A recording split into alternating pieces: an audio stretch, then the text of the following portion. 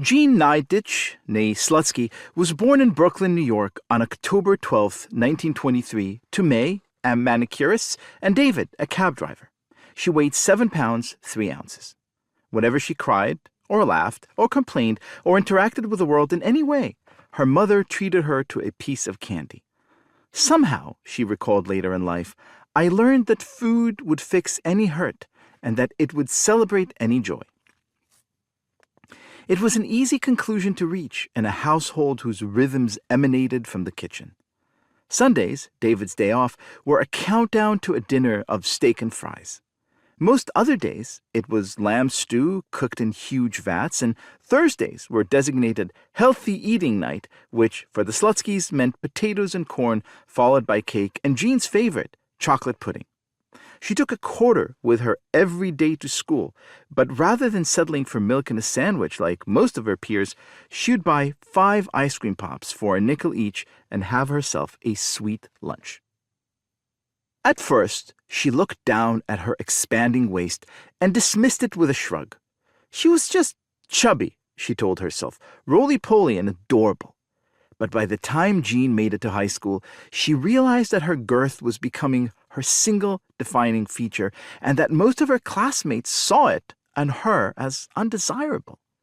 She masked her hurt with a torrent of jokes and a good-humored attitude that bought her some social clout.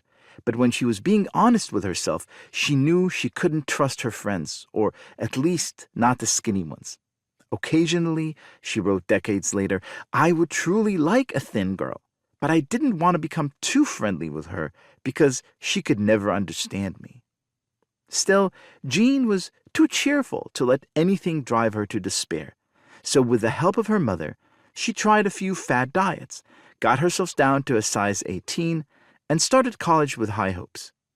If she got the right education, she told herself, she could become someone important, someone people saw as more than just rotund. 4 months into her first semester, however, her father fell ill. After 3 days of coughing and wheezing, he finally agreed to see a doctor. He was advised to check into the hospital right away, and when he got there, he was told his lung had collapsed. He died 4 days later.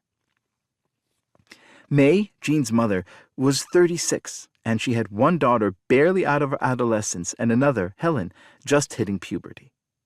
Both girls had to quit school and find jobs to help make ends meet. Jean first tried the Mullen Furniture Company in Jamaica, New York, which paid her $10 a week for secretarial work. She then went to work for Man-O-War, publishers of a shady horse racing tip sheet. They were eventually shut down by the police. Distraught, Jean found a job with the Internal Revenue Service and distracted herself with snacks.